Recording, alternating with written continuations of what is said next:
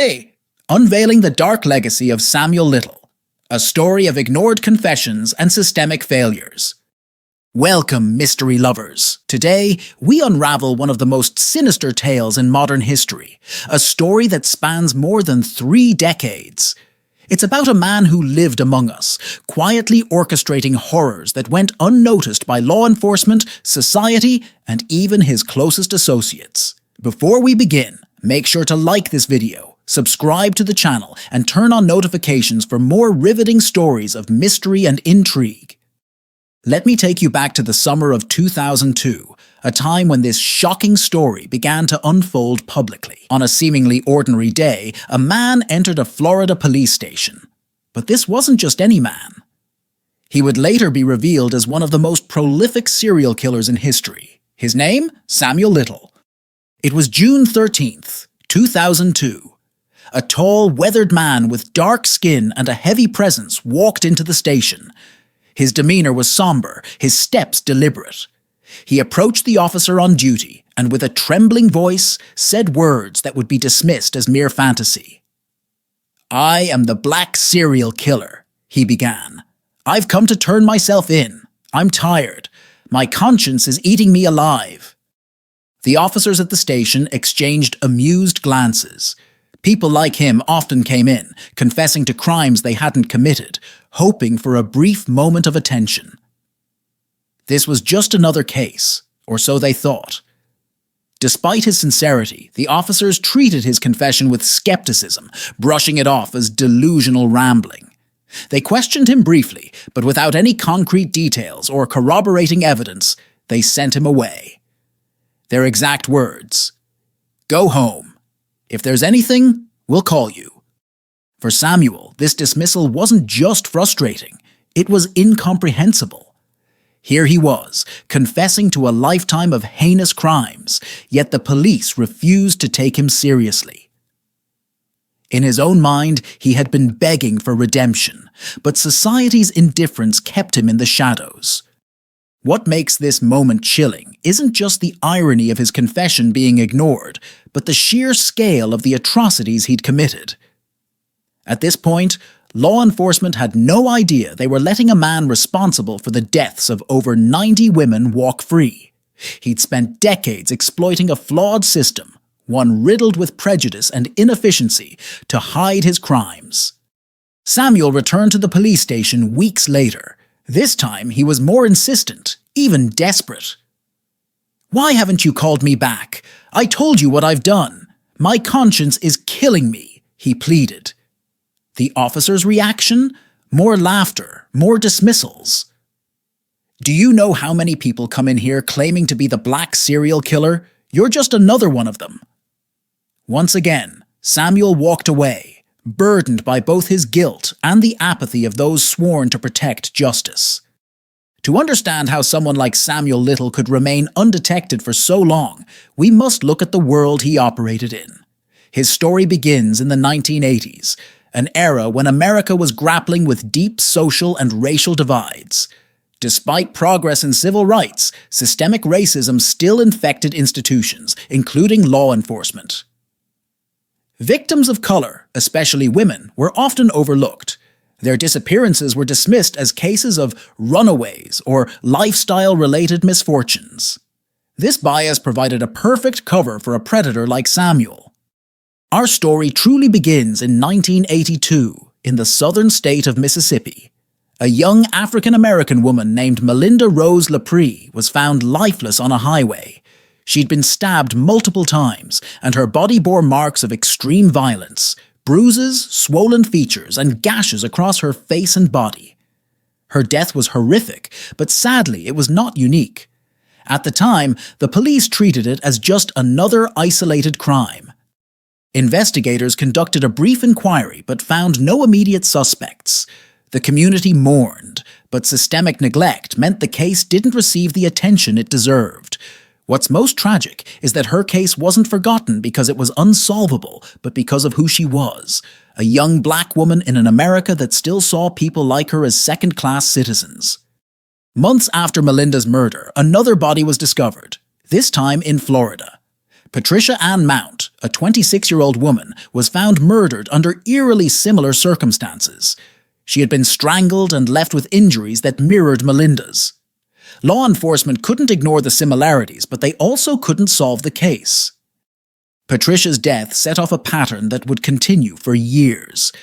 Each crime was brutal, precise and calculated, yet there was no solid evidence linking the killer to his victims. Samuel Little's genius lay in his ability to choose victims who lived on the fringes of society, women whose disappearances often went unreported or whose murders were inadequately investigated. The racial and social dynamics of the time played a significant role in allowing Samuel's spree to go unnoticed. African American victims, particularly women, were often dismissed by authorities. The harsh reality is that society didn't value their lives equally. This disparity gave Samuel an almost free hand to commit his atrocities. But how could a man who repeatedly came into contact with the law continue his killing spree for decades? The answer lies in his methodical approach. He always ensured he had an alibi. On multiple occasions, he planted evidence or manipulated situations to appear innocent. For example, he'd orchestrate scenarios where friends or accomplices could vouch for his whereabouts during a murder. At times, he even exploited the system's inefficiencies by moving between states, knowing that law enforcement agencies rarely communicated across borders. By 1987, law enforcement began to notice a disturbing trend. The victims shared striking similarities. They were all young women of color, often struggling with poverty or homelessness. Their bodies were found in remote locations, usually with signs of strangulation and severe physical trauma. The media started to take notice, dubbing the killer a shadowy figure who seemed untouchable. But despite growing awareness, there were no breakthroughs. Each investigation ended with the same frustrating result: a lack of evidence, uncooperative witnesses, and cases eventually going cold. To understand how Samuel Little became the monster he was, we must explore his childhood. Born on June 7, 1940, in Reynolds, Georgia, Samuel came into a world of hardship and neglect. His mother, reportedly a sex worker, abandoned him as a child, leaving him to be raised by his grandmother. These early experiences of rejection and instability shaped his troubled psyche. Samuel's adolescence was marked by violence and crime. He was frequently in trouble with the law, committing petty thefts and assaults. By the time he reached adulthood, he had developed a fascination with dominance and control, traits that would later define his killing methods. His desire to inflict pain stemmed from a deep-seated rage, possibly directed at the mother who had abandoned him. In 1961, Samuel was arrested for the first time for breaking into a store. This was the beginning of a long criminal record, but none of his early crimes hinted at the scale of violence he would unleash in the coming decades. Let's return to that police station in 2002. Samuel's second attempt to confess his crimes wasn't just an act of desperation. It was a reflection of his complex psyche. On one hand, he was seeking redemption. On the other, he reveled in the notoriety his confession could bring. But the police's dismissive attitude reinforced his belief that he could continue killing without consequence. As Samuel left the station for the second time, he must have felt a mix of frustration and vindication. He had offered law enforcement the chance to stop him, yet they had failed. This failure wasn't just a procedural oversight. It was a moral one. By not taking his confession seriously, the system allowed him to continue his reign of terror. Samuel Little's capture in 2012 marked a turning point in the investigation of unsolved murders across America. After years of evading justice, he was arrested on drug charges in Kentucky. What seemed like a routine arrest quickly escalated into something far more significant. Authorities took the opportunity to run a DNA test on Little, hoping to link him to other crimes. What they found was nothing short of shocking. His DNA matched evidence from multiple cold cases, each involving women who had been brutally murdered. These revelations sparked a wave of renewed investigations.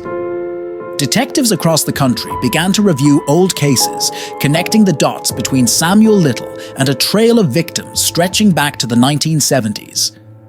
His arrest opened a Pandora's box, revealing the extent of his crimes and the systematic failures that had allowed him to remain free for so long. Once in custody, Samuel initially denied any involvement in the murders. But as evidence mounted against him, he began to confess. Over the course of several years, he provided detailed accounts of his crimes, often describing them with chilling precision. He claimed to have killed 93 women, a number that stunned even the most seasoned investigators. What made Samuel's confessions even more horrifying was the level of detail he provided. He could recall specific features of his victims, the locations where he had left their bodies, and even conversations they had before their deaths. His memory was so vivid that he sketched portraits of many of his victims, helping law enforcement identify dozens of cold cases. Samuel's reign of terror finally ended, but not without leaving a dark legacy behind. His story is a chilling reminder of the flaws within our systems, flaws that allowed him to operate unchecked for decades. However, the story of Samuel Little is not just a tale of evil, but also a lesson in the importance of vigilance, justice, and systemic reform. The revelations of his crimes led to a deeper examination of how marginalized communities are often neglected by the institutions meant to protect them. In his later years, Samuel Little showed no remorse. Even as he confessed to his gruesome crimes, there was a sense of pride in the way he recounted them. He considered himself the greatest serial killer in history, a title he seemed to embrace. His detailed confessions and sketches shocked the nation, but they also brought closure to families who had been searching for answers for decades. In 2020, Samuel Little passed away in prison at the age of 80. His death marked the end of a chapter that had haunted countless families and law enforcement agencies.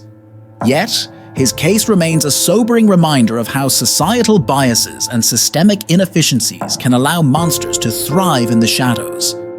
As we close this chapter, let's take a moment to reflect. The victims of Samuel Little were daughters, mothers, and sisters, each with their own dreams and aspirations. Their lives mattered, and it's our collective responsibility to ensure that such horrors are never allowed to repeat. Thank you for joining us on this journey into one of the darkest tales of modern history.